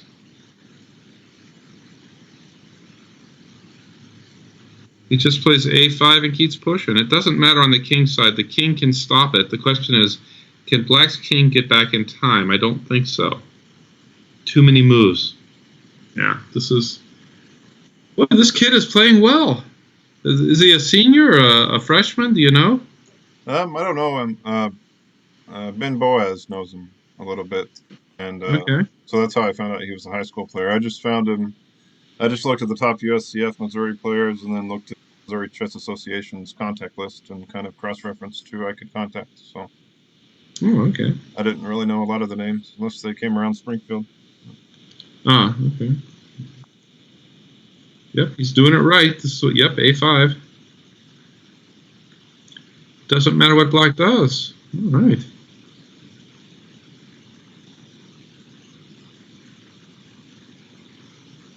Well, Daniel, you should resign this game now. No sense in playing on. Remember, every time your opponent moves, he gains time. And this is a very easy one. Hey, it's a win with a rook pawn. Oh, okay. All right, let's go back here to Nathaniel's game. Oh, he hung it up. Looks like Terminoil found a way. Oh my, look at all those pawns. And those knights are brutal at that point. Okay, so meanwhile, back to Sub, as we'll call him. Our buddy Sub. Yeah.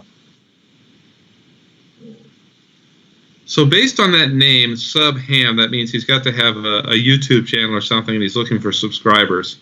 Oh, maybe. Or he likes ham radio. Well, that's awesome. Yeah. All right, give me that pawn.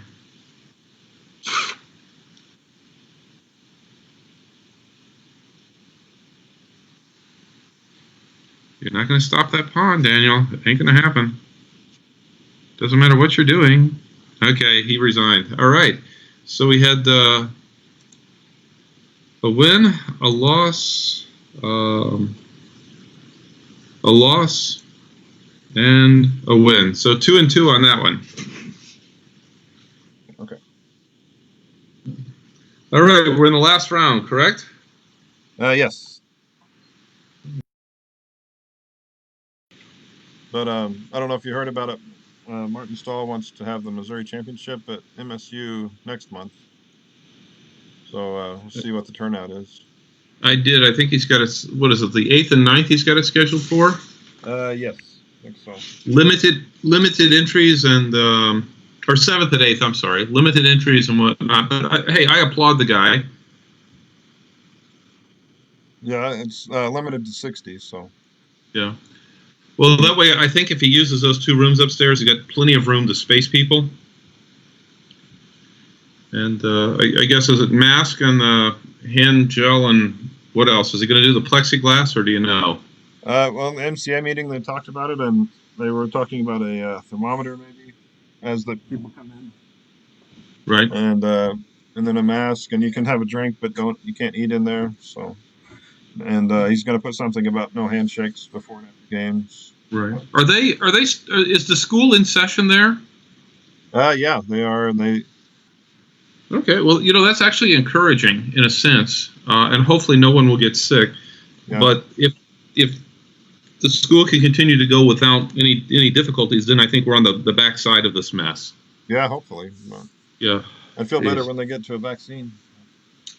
Yeah, but I don't want a rushed vaccine. Oh, yeah.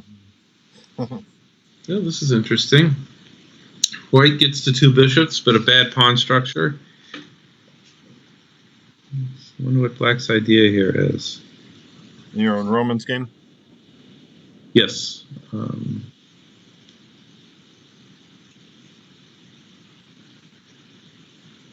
Looks like it's worse than that. He's giving up. He's giving back one of the bishops. We're going to have an opposite colored bishop ending, and Black's going to have a bit of a strategic advantage here. White's going to have doubled A pawns, and then Black will have a clear pass C pawn if he can hang on to it. But Black appears to have fallen into a little tactic. Let's see what happens. Knight takes queen, bishop takes queen. Pawn takes. Oh, this is just ugly. These guys need to be arrested. Let's see. He's got to recapture the knight, or he's just a little bit of trouble there. The bishop goes to e6, d5. Maybe they just shake hands and call it a day here.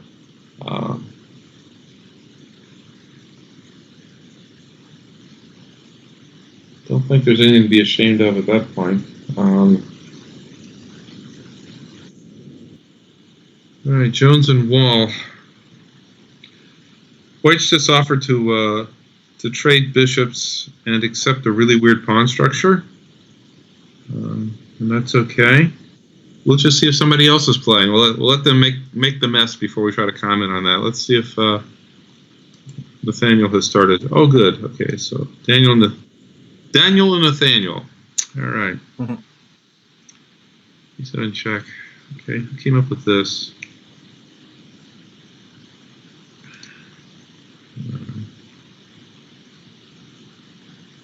Oh, we have a Tarash. I see what's going on here. You don't play knight to c6 in this system. You play knight to f6 on move 5. All right, so that's how we get this mess. All right. Well,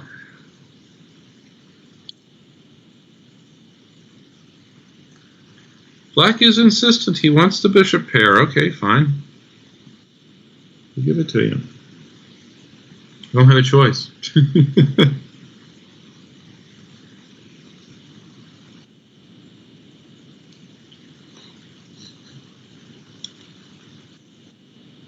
Black is also going to get a semi-open b file here, and the bishop pair.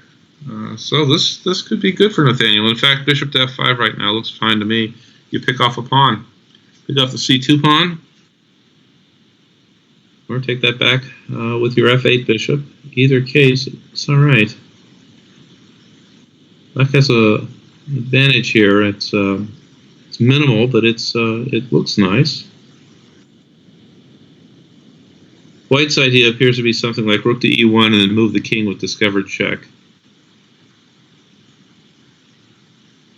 A reasonable idea as well.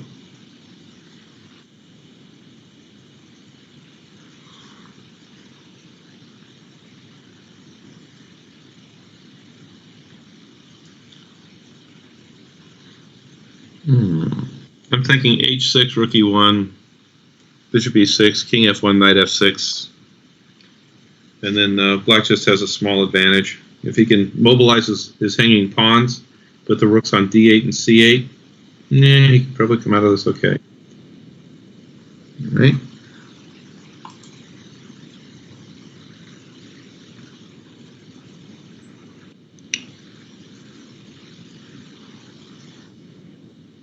All right, Subham has got an a pawn. I don't know if you can say it's going to go anywhere or not.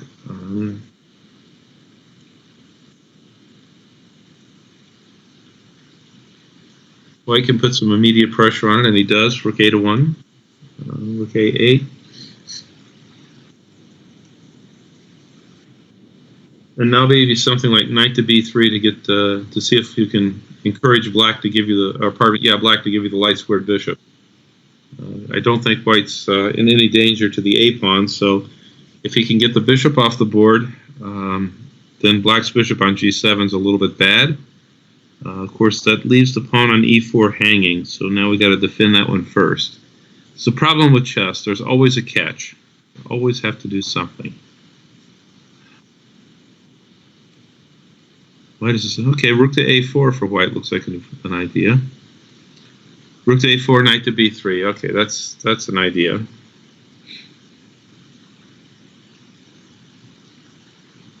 Who else have we got?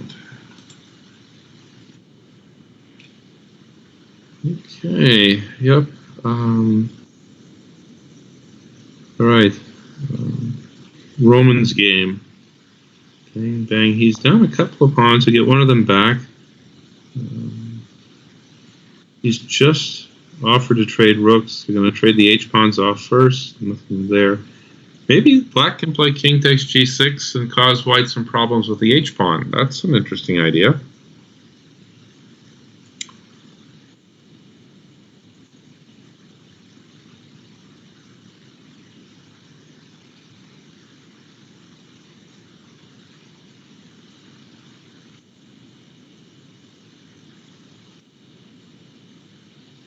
All right, just going to trade pawns.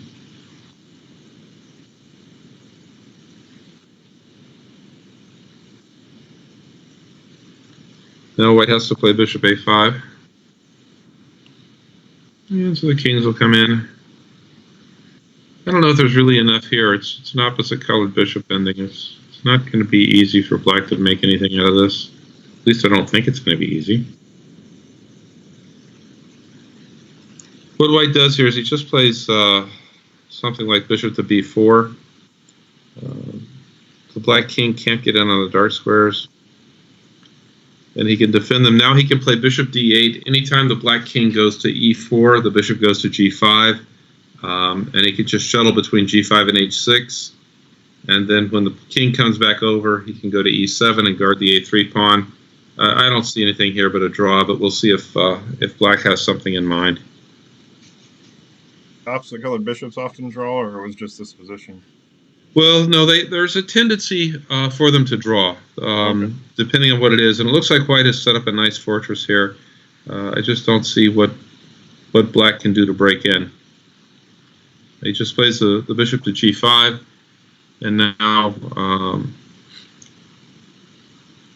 anytime, for example, now king to d4, bishop h6, king to c4. You can even come back to g5, king to b3, bishop to e7. Or you just ignore that. The king cannot... okay, there we are. They agree to draw.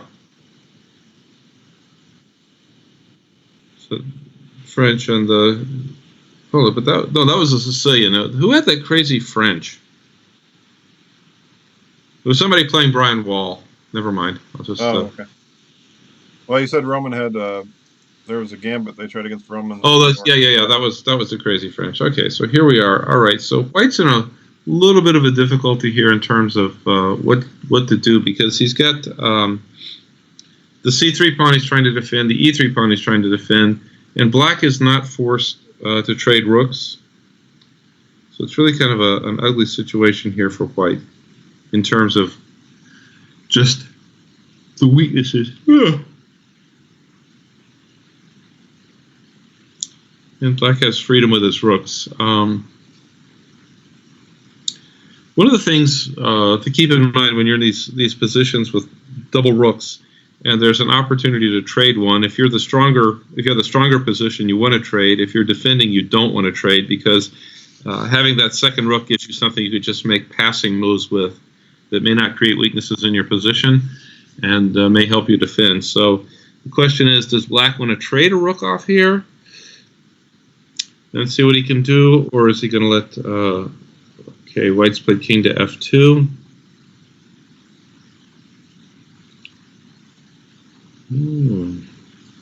I'd almost be tempted to play something like f5, f4 as black.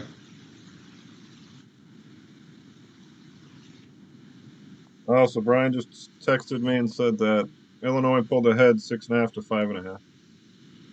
Is that what we wanted, or was that bad? No, we want Illinois to lose so that we can beat them next week and take their spot. Ah, okay. All right. Well... They take the top two teams into the playoffs, and then the South Division kind of collapsed down to 4 teams. So they added a wild card that they have to go through. So now the 2 best third-place teams can get in as a wild card. Oh, okay. So we're hoping to get in as a third-place team, right? Well, if Illinois... We had a shot. If Illinois loses, we might get in just straight away and skip the wild card round, I think. Oh, okay. That'd be good. I'm not sure. There were 3 teams tied with 4, and we had 3 starting this week. So, and 2 of the 4s are playing each other. Okay. Are you looking at? I'm sorry, I was texting. I'm looking at Subham versus Terminal. Okay. White has, he has a meaningless check on d8. He really needs to play knight to b3 here. Tempoing the queen, so then there's rook a1, knight a1, and then queen a3, and then white has to play queen d1. And if I'm reading this correctly, black is a piece up. This kid is amazing. Mm-hmm.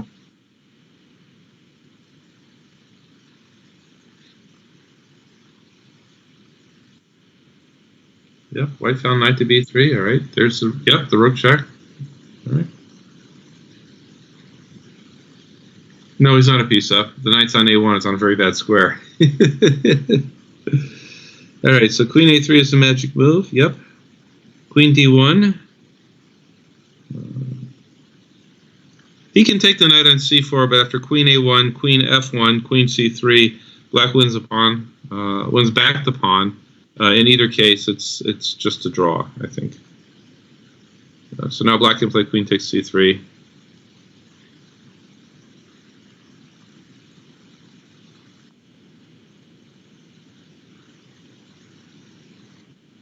Yep.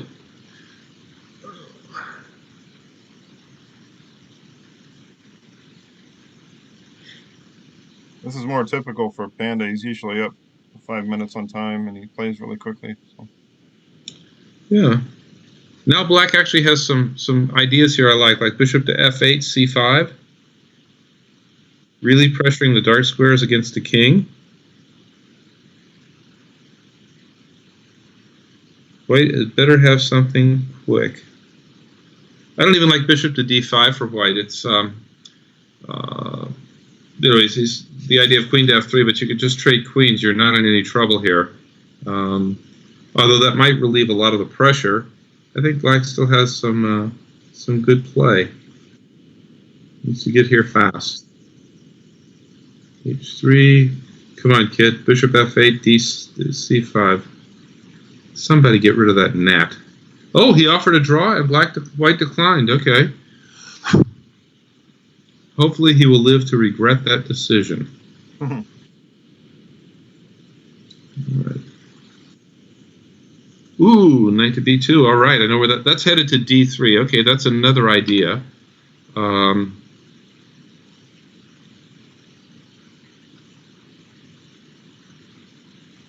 see what he wants to try. If he goes to...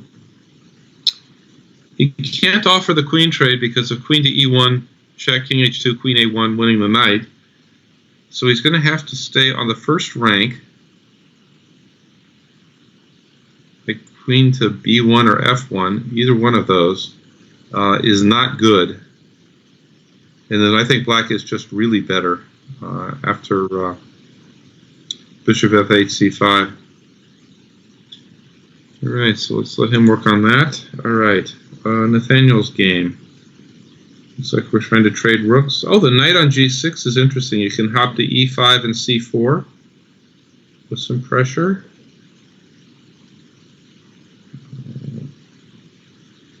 We've got a pawn hanging on a5.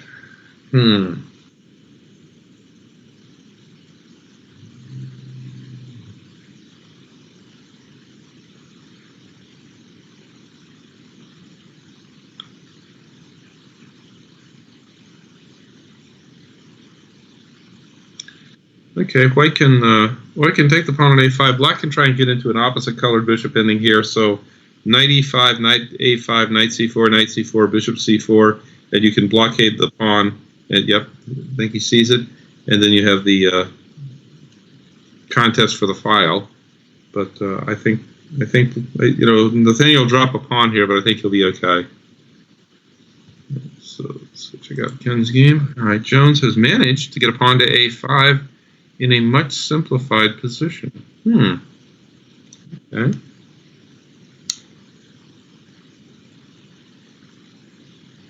If the knights, white can play knight to e3. Yep. See what's going to happen here. The king will march e3, d4, c4, b5, and then he'll just push the a pawn and keep restricting the black position. This is so much easier just watching than having to play. Yeah, that's what the other guys said too. When they good commentary.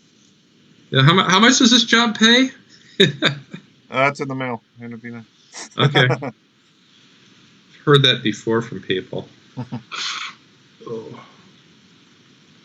Now black can defend here with knight e7.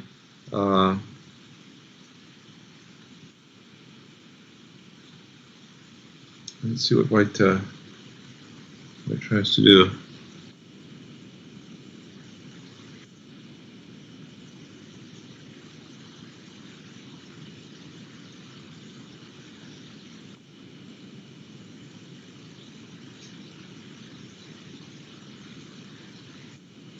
Okay, I see a way to force the rook. White, no, there was knight to c2, b4.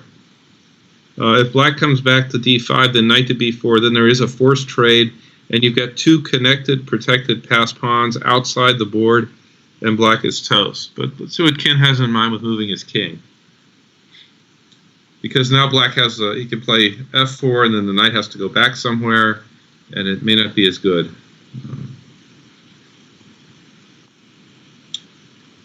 Okay, he's marching up the light squares. Okay.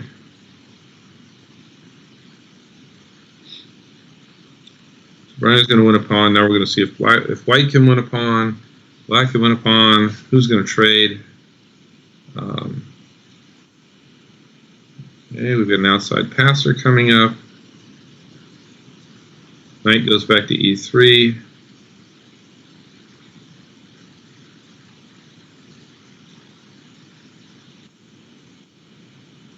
Or b6.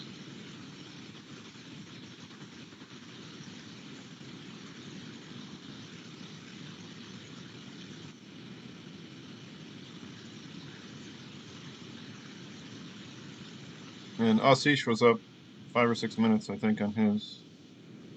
Oh. For those watching. Those keeping score at home.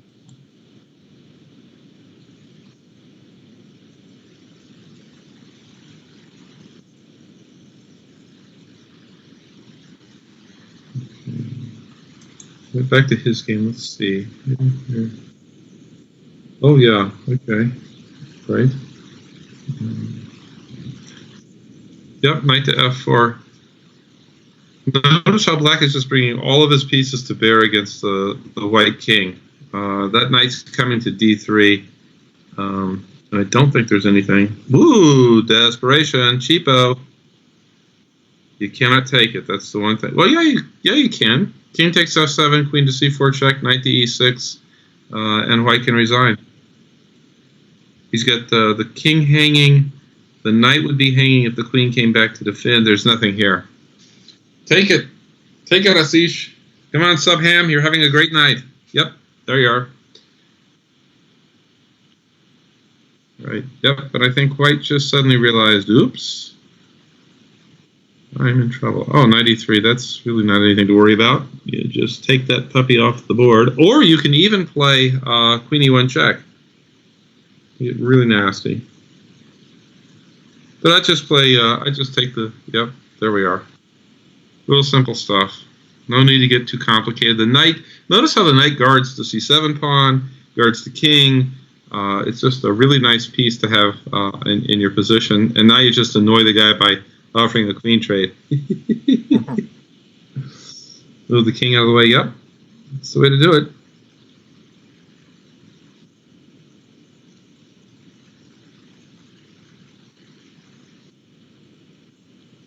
I'm not sure where he's going there. I think this is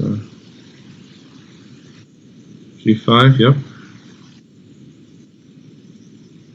d1. Looks like it's time for knight to d4 and say, okay, what do you want to do here, guy?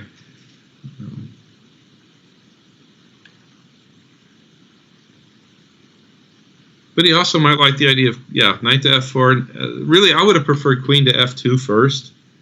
That really forces the issue. He can check me, but you just move out of the way, because then the knight coming to f4 can't be stopped.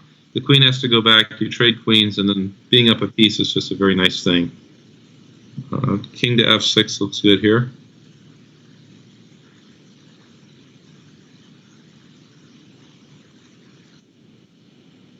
Well, knight to e3. Oh, my.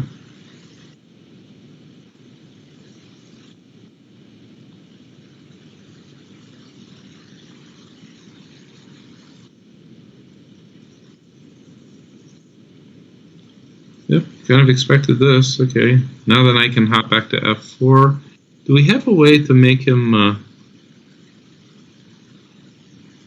See, white wants to get to h5, somehow get in and check, but I don't think that's possible.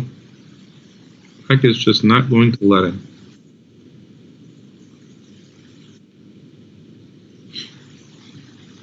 Now he has knight to c5, picking up the e-pawn.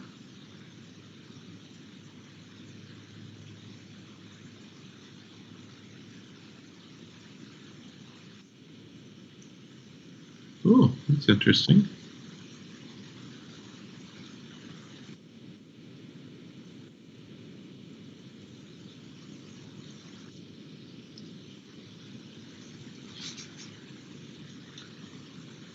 There's really not a threat here. King to d8, and there are no checks. There's no perpetual. Okay. So close that one. All right. Oh, the queens came off. Let me back up. Queen f4. Okay. Ah, nice trick there on c1 to trade the queens. Okay. Our boy is winning this one. Just knight to a2 is all he needs. a2, c3, and he picks up the b5 pawn. The white king is going nowhere.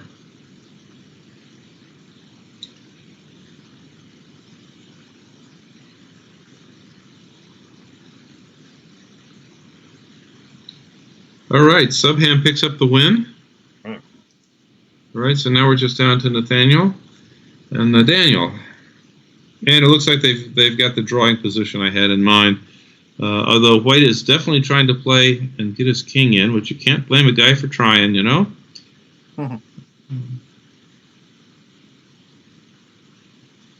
So Panda ends with 3.5 points tonight. All right.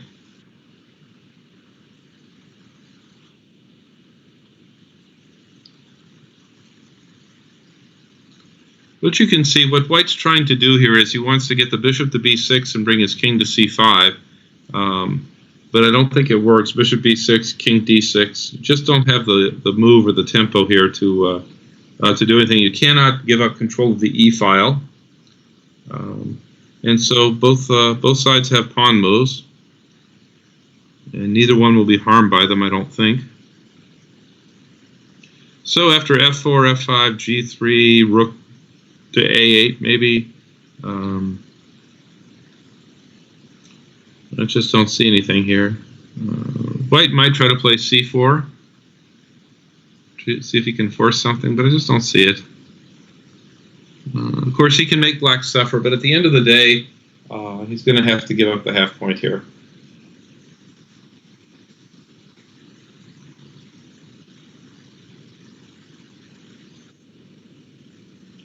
Yep, just move the rook. See, this is a case what I talked about a few minutes ago about having two rooks in a defensive position. This is a perfect example. You just use one to make moves. Now, what white could try here now, he's going to be able to reroute that bishop to d2 and then f4 and control the d6 square. That might be a problem for black.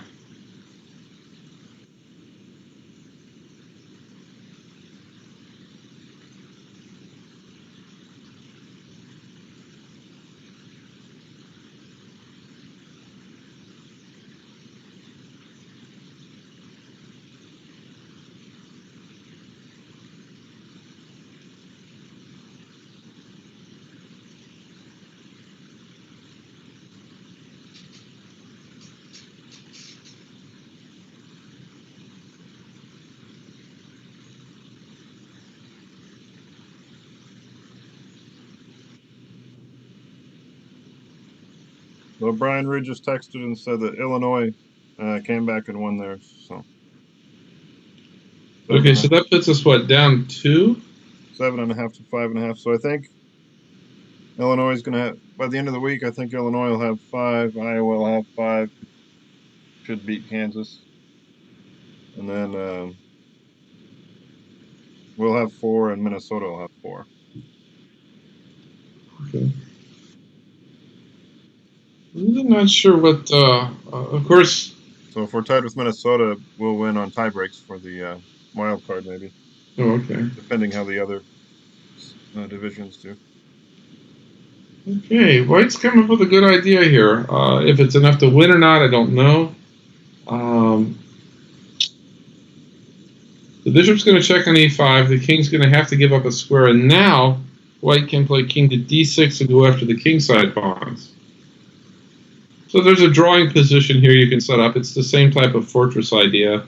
With the bishop on g4, guarding the h and f pawns, you lose the g6 pawn. But the question is, can the black king? Black is going to get some pawns too. So this is a horse of a different color now.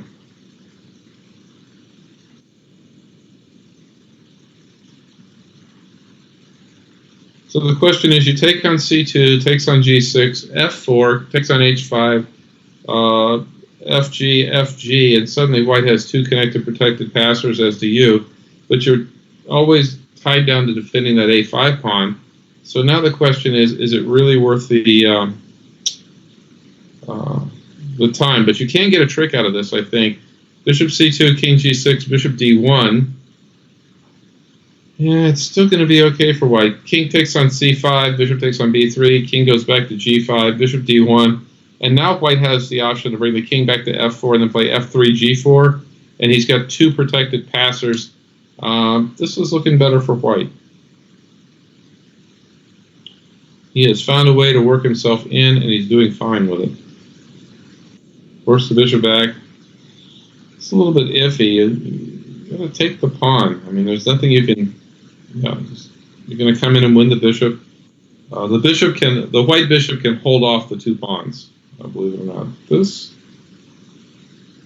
Yep. The king can't get too pushy because that A pawn's a runner.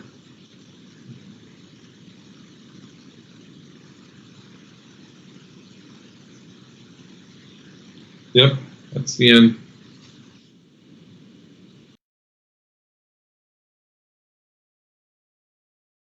Well, I don't know if I helped you any or not. There wasn't a whole lot to comment on, I don't think. Yeah, thank you for doing it. And you're welcome on the Springfield Chess Club's YouTube page anytime you want. I've got one where some of the guys give me lessons, kind of, or just go over games and explain things. And then I'm also working on a documentary for the club because their 50th anniversary comes up on the in 2022. So I was hoping to get it done by next year. Oh, cool. If you have any stories, or if you want to do an interview about the Springfield Club, that'd be great too. So far, I've got about 3 or 4 of the guys that were kind of there in the 70s. And I was going to try. Well, I only played it during the 70s. I only played in Springfield 2-3 times. I mean, in terms of stories, I've got a couple of weird ones that are suitable for work, so to speak. But I'll tell you one of my favorite one. Bill Merrill was running the Missouri Open. I think it was 77, and we're all down there, mulling around the TD's table, and it's in another room somewhere, and Selden Trimble walks in, and Bill Merrill looks up and he goes, "When a strong player enters the room, we seldom tremble." So I thought that was I mean, that's a really good pun. Yeah, not bad. It really is.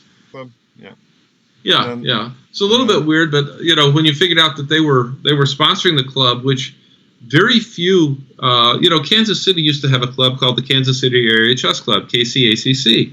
It's where I started playing, and we had a couple of members who worked for the Parks and Rec department. Yeah. So it's a sweet deal, and you never want to alienate those guys because the next thing you know, the club will be gone. And we stayed in the Parks and Rec system for years here, and the problem with this is, like the two guys that work for the city, Gunther Stave and Francis Allen, they didn't want to stay out till midnight on a Friday night babysitting the chess club every week. I mean, it does get old. So there was a 2,000 player in town named Bill Haynes, and he said, "Well, look, guys, I got an idea. Hire me to work for the city solely for 4 hours a week or 5 hours a week on Friday nights to manage the chess club, and you guys can take the whatever the minimum wage was back then, like $3 an hour. You guys can take the $15 a week and put it back in your budget wherever you want. Anyway, they cut a sweetheart deal. So Bill did that for a number of years, and us kids, we tried to, at the end of the night, we tried to help clean up and all. And he was always saying, "Can some of you guys just stay and help me get all the sets and boards put up, get all the trash into the barrel, just general cleanup." If 3 or 4 people stayed around, it would take 5 minutes. It really was not that much. And he went through this process, begging and pleading and begging and pleading. And one night I was gonna go to his house and spend the night. We were going to a tournament in Salina, Kansas the next morning. And the club ended at 11 or, right around there. And I started to to clean up the tables because it was just him and me, and it'd be about 15, 20 minutes to start doing all, because people just left. You know how chess players are; they just leave trash everywhere. And he looked at me, and I won't say what he said, but he said, "Bob, screw it." That's a polite way of saying, Right. "Let's leave." So we just left, locked the door, turned out the lights. Monday morning at 9 o'clock, we were meeting at the Loose Park Garden Center, which is really a nice 2-story area. We had Skittles in the basement, the tournament hall upstairs, very nice. People don't really appreciate what they have. The society, the part board, the people that worked there came in at 9 o'clock on Monday morning. At 9:01, the chess club was history. That was it. Yeah. You can't defend that to the politicians. And Bill just said, "Screw it." I kept asking for help, and everybody's too good to help. Mm. We had an active membership of like 60 people that would show up on a Friday night. Oh wow, that's a huge club. And if each one of those said, "Okay, yeah, I can work, say, I can help, I can stay and help clean 3 times a year." Right. Yeah, I have a sign-up sheet or something. Of course, right now you guys are not meeting, right? No, it's been a while, so. Yeah. I don't know. Okay, well, I'll shut up. It's 10:30. We all need to get our beauty sleep. Okay. Well, if you think of anything for that documentary, let me know. It'd be great to have you in there. So. Well, I don't know what. If you just want to do an interview, that's fine. But I don't have anything specific Springfield-wise I can tell you. Okay. Yeah, we can just talk about the simuls and things like that. Whatever. Yeah. Okay. Whatever you want to do. All right. Well, thanks for doing this tonight. I appreciate it. You bet.